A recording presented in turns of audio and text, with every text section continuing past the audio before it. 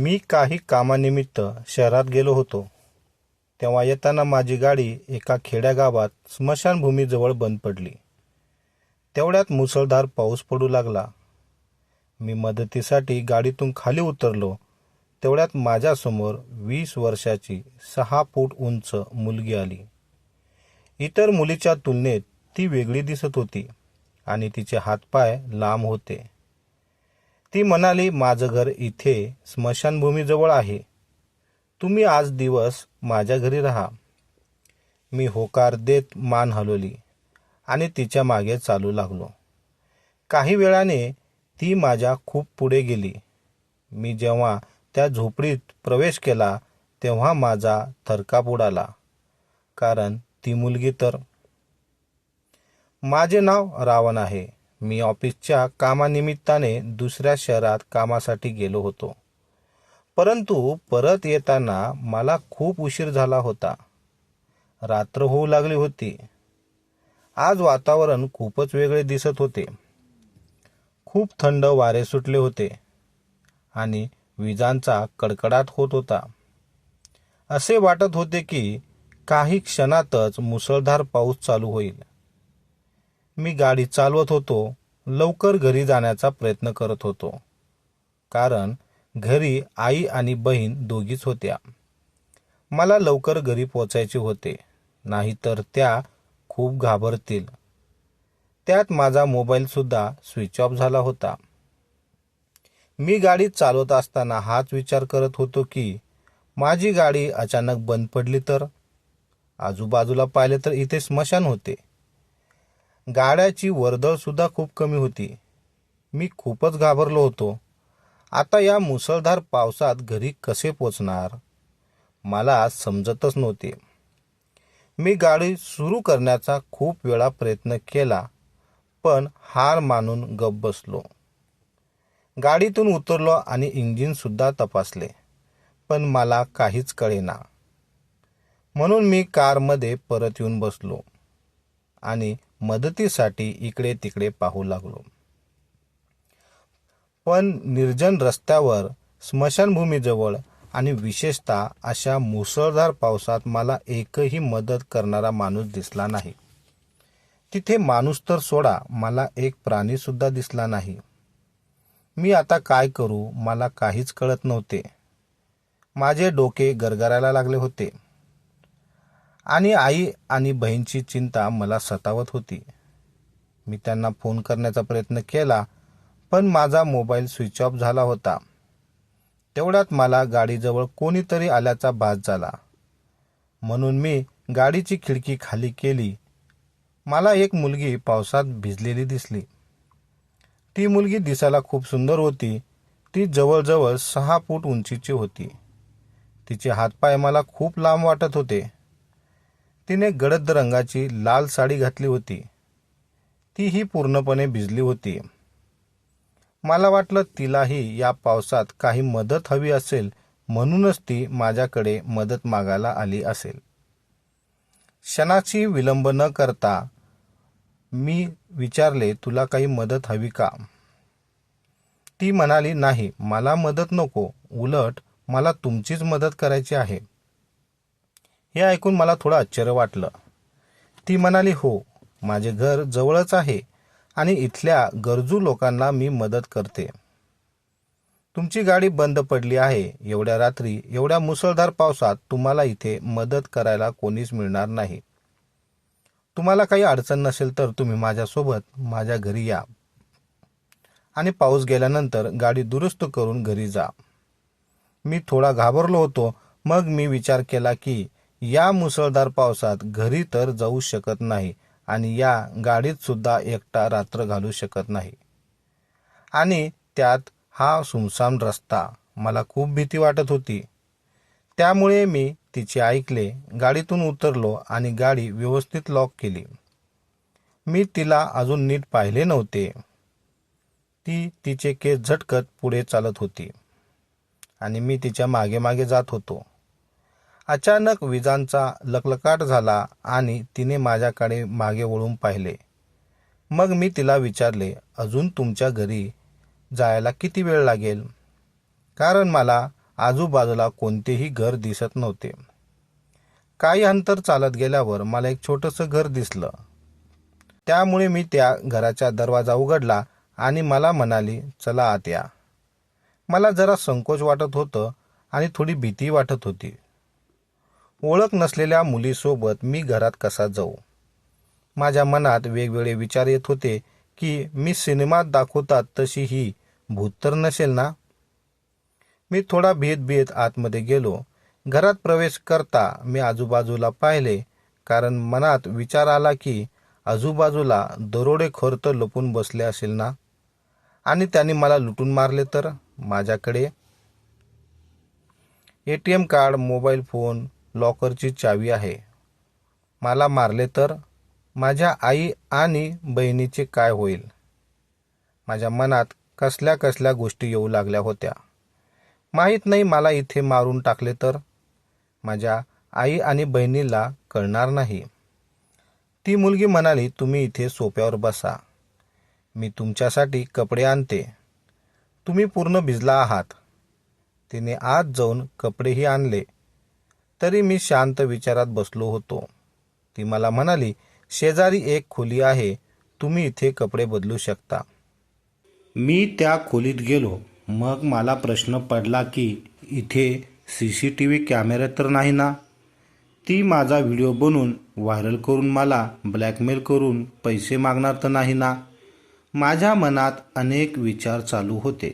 नीट पाहिले तर इथे कुठेही CCTV कॅमेरे दिसले नाहीत. मग मी कपडे बदलून बाहेर आलो. मी फ्रेश होऊन सोफ्यावर बसलो.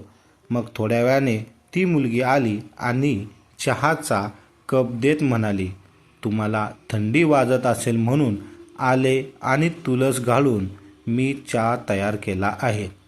मी तिच्याकडे पाहतच होतो. ती खूप निरागस आणि क्यूट वाटत होती. या निष्पाप आणि गोड मुलीच्या मागे चहा प्यायला देऊन मला मारण्याचा दरोडेखोराचा हात तर नाही ना? मी थरथरत्या हाताने कप घेतला, ओठांवर ठेवला आणि हळू पिऊ लागलो. भीतीने थरथर कापत असल्यामुळे त्या कपातून कडकड असा आवाज येत होता. जणू काही तो आता जमिनीवर पडणार होता. हे पाहून ती म्हणाली, काळजी करू नका, पाहिजेल तर मी आतमध्ये निघून जाते. माझी हालत बिघडली होती. तिने इतक्या प्रेमाने चहा बनवला होता, मग तिने चहामध्ये विष तर नाही मिसळले ना? माझा चहा संपला होता. रिकामा कप टेबलावर ठेवून मी विचार करू लागलो, आता हळूहळू विषाचा परिणाम जाणवायला लागेल. मी गळ्याला हात लावून बसलो होतो. मी हातातल्या घड्याळीकडे पाहत होतो. सुमारे चहा पिऊन 15 मिनिटं झाली होती. मनात आले की विषाने कामाला सुरुवात केली असेल, पण अर्धा तास निघून गेला. कोणताही परिणाम मला जाणवला नाही. काही घडलं नाही, म्हणजे त्यामध्ये विष नव्हते. मग मी ती मुलगी कुठे गेली असा विचार करत मी घाबरून इकडे तिकडे पाहू लागलो. मी दुसऱ्या खोलीत डोकावून पाहिलं तर ती मुलगी तिथे उभी दिसली. कोणीतरी येण्याची चाहूल झाल्यामुळे तिने मागे वळून पाहिले. मला पाहिल्यानंतर ती म्हणाली, तुमचा चहा संपला का? कसा झाला होता चहा? मी दारात उभे राहून म्हणालो, छान होता. मी तुम्हाला घरभर शोधले, पण तुम्ही कुठेच दिसला नाही. माझ्या चेहऱ्यावरची भीती पाहून ती मला म्हणाली, घाबरू नका, तुम्ही खोलीच्या आतमध्ये या. मला त्या खोलीमध्ये जाण्यासाठी भीती वाटत होती. ती मुलगी हसत म्हणाली, अहो घाबरू नका, मी काय भूत नाही आणि मी दरोडेखोर मुलगीही नाही. तुम्हाला जशी वाटते मी तशी नाही. मी तिच्याकडे आश्चर्याने पाहू लागलो. मी तिला म्हणालो, माफ करा, मला तुमच्याविषयी थोडा गैरसमज झाला होता. ती मुलगी हसत म्हणाली, अहो नाही हो, माफी मागू नका. इथे मला सगळे हडळ किंवा भूतच म्हणतात. मी तिच्याकडे हात पुढे केला आणि म्हणालो, माझे नाव रावण पाटील आहे आणि मी तुमचे नाव काय आहे? तिने तिचा हात पुढे केला नाही आणि म्हणाली, माझे नाव अन्वी आहे.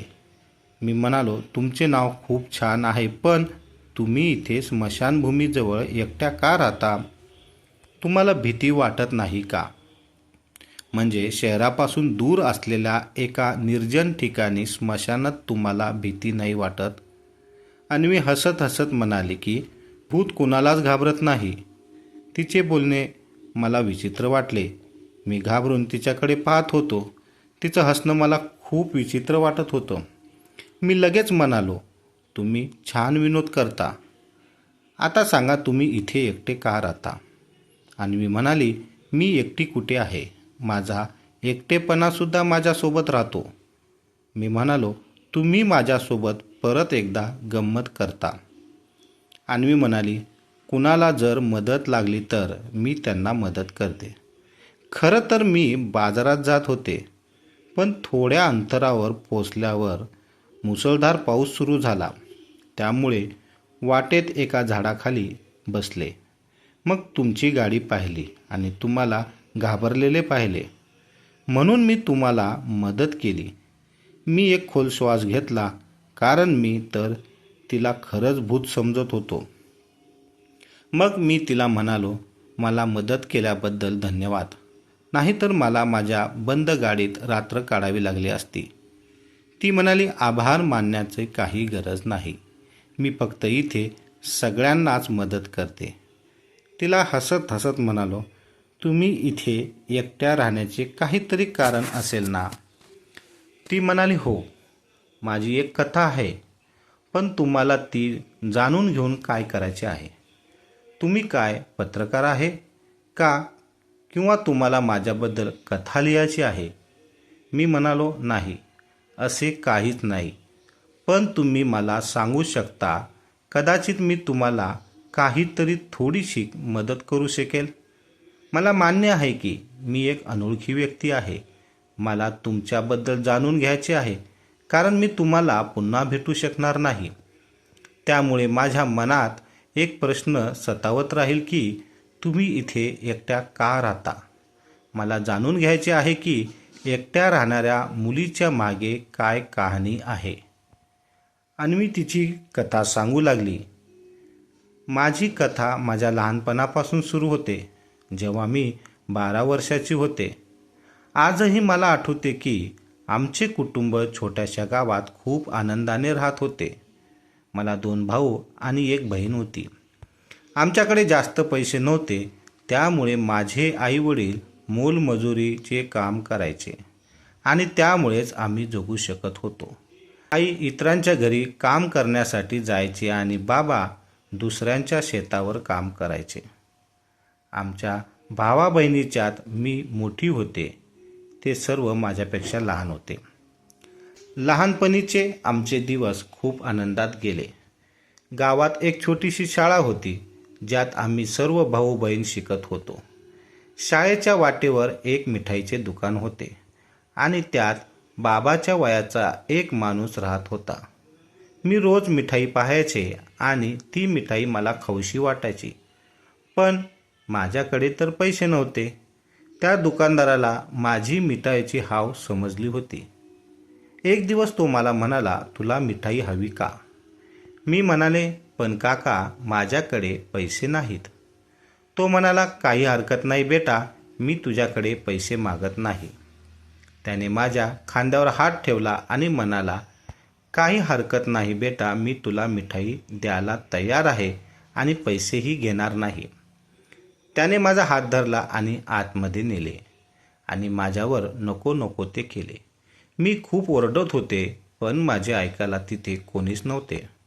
नंतर त्याने मला बाहेर सोडले आणि सांगितले की ही गोष्ट कुणाला सांगू नको, नाहीतर मी तुझ्या आईबाबाला गावाबाहेर हाकलून देईन. मी खूप घाबरलेले होते. त्यानंतर मी खूप गप्प राहू लागले. अन्न सोडले होते आणि अभ्यासही सोडला होता. मी ना शाळेत गेले ना माझ्या मैत्रिणीसोबत खेळायला. अचानक आईने मला विचारले, बाळा, तुला काय झालं आहे? तू आता एवढी गप्प का राहतेस? काही असेल तर मला सांग. आईने विचारताच मला खूप रडू आले. मी आईला खरं सांगितलं. आई माझ्यावर अचानक चिडली आणि म्हणाली, तिकडे जायची काय गरज होती? ते श्रीमंत लोक आहेत. आपण खरं बोललो तरी त्यांच्यावर कोणच विश्वास ठेवेल? आपण खरं बोललो तरी आपल्यावर कोण विश्वास ठेवेल? याबद्दल बाबांना काहीच बोलू नको, नाहीतर ते खूप रागवतील. मी या भीतीने परत गप्प बसले. समाजात मुलींना इतकं सोसावं का लागतं की कोणी काही चूक केली तरी ते सांगू शकत नाही? हा कुठला न्याय आहे? माझ्या चिमुकल्या मनात अनेक प्रश्न निर्माण झाले. असे वाटत होते चुकीच्या लोकांच्यात माझे बालपण गेले होते. मी जिवंत प्रेतासारखे राहू लागले होते. मग माझी आई शांतता आणि वेदना पाहू शकली नाही, म्हणून माझ्या आईने बाबांना सर्व काही सांगितले. हे ऐकून बाबाच्या पायाखालची जमीन सरकली. बाबांनी आईला मारायला चालू केले होते. तुला मुलीची काळजी घेता येत नाही का? आणि बाबांनी आईला मारले देखील. आईने माझा हात धरला आणि सरळ त्या दुकानाकडे घेऊन गेली आणि दुकानदाराला म्हणाली, अरे नालायका, तुला लाज नाही वाटत का? ती तुझ्या मुलीसारखी आहे. तर मित्रांनो, पुढील कथा पुढच्या व्हिडिओमध्ये ऐकायला विसरू नका. त्याकरता चॅनलला सबस्क्राईब करून घ्या. कथा आवडली असेल तर कमेंट जरूर करा. पुन्हा भेटूया पुढच्या व्हिडिओमध्ये. धन्यवाद.